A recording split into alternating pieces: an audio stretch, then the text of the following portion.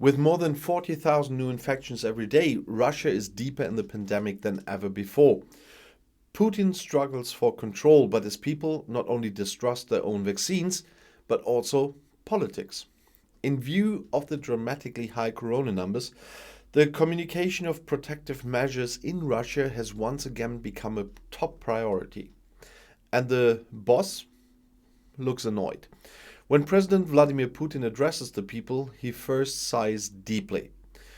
Dear friends, he says, and reminds his compatriots that they should please go into self-isolation immediately if they have had contact with someone infected. Then he agrees to the government's proposal.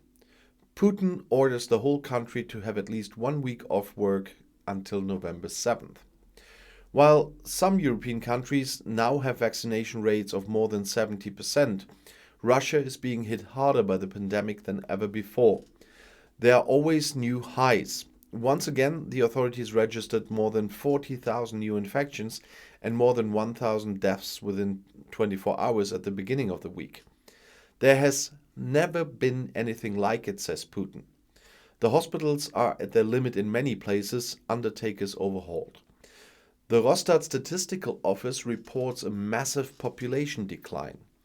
In this disaster, of all places, is sinking into a country that has 5 vaccines of its own.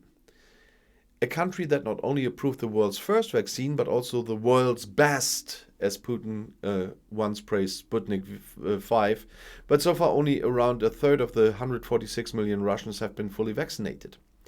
Even after months of testing, Sputnik has not yet been approved by the European Medicines Agency or the World Health Organization. Many are skeptical. This is my body, I decide for myself what comes in, says, for example, Moscow craftsman. An elderly citizen says that she would like to have the BioNTech Pfizer vaccine, which is not approved in Russia, but please not Sputnik.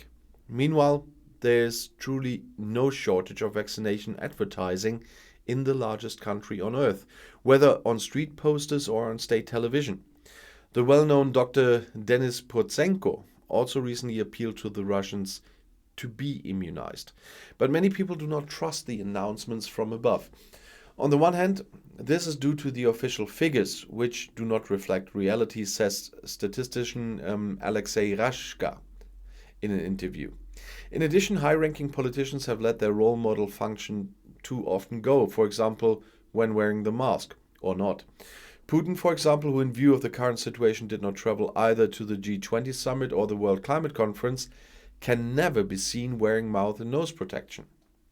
Ordinary citizens, on the other hand, face a penalty if they are caught without a mask. And finally, politicians and officials too often contradict each other in their recommendations, as Raksha criticizes. What is truth? What is a lie? The people are now totally confused. And unfortunately, all of this has fallen on very fertile soil of a post-socialist, post-Soviet, anti-vaccination attitude.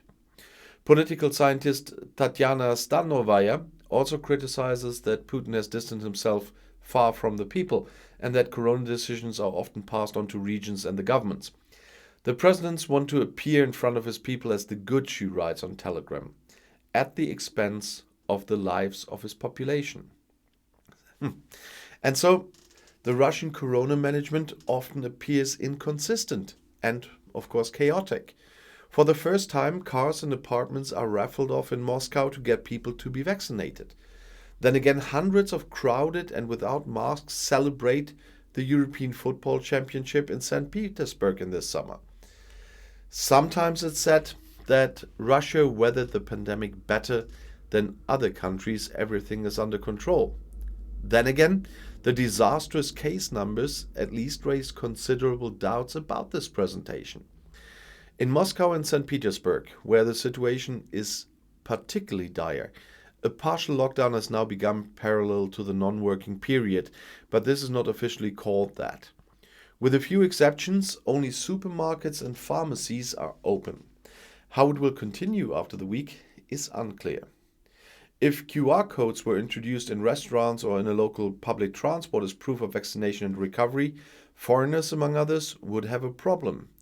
Many of them are not registered in the Russian health system and therefore cannot easily get a code. Regarding the possibility of a mandatory vaccination, in many regions there are already those for certain occupational groups. No decision has yet been made, says Kremlin spokesman Dmitry Peskov.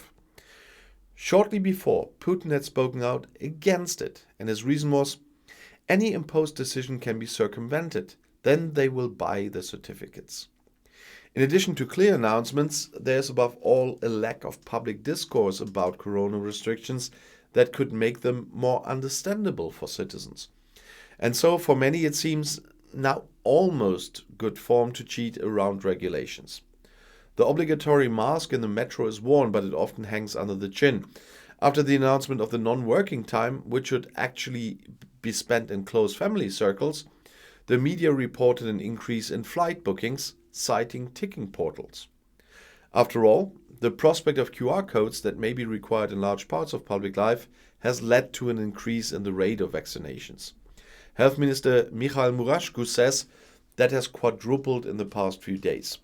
But here too, the next problem is not long in coming.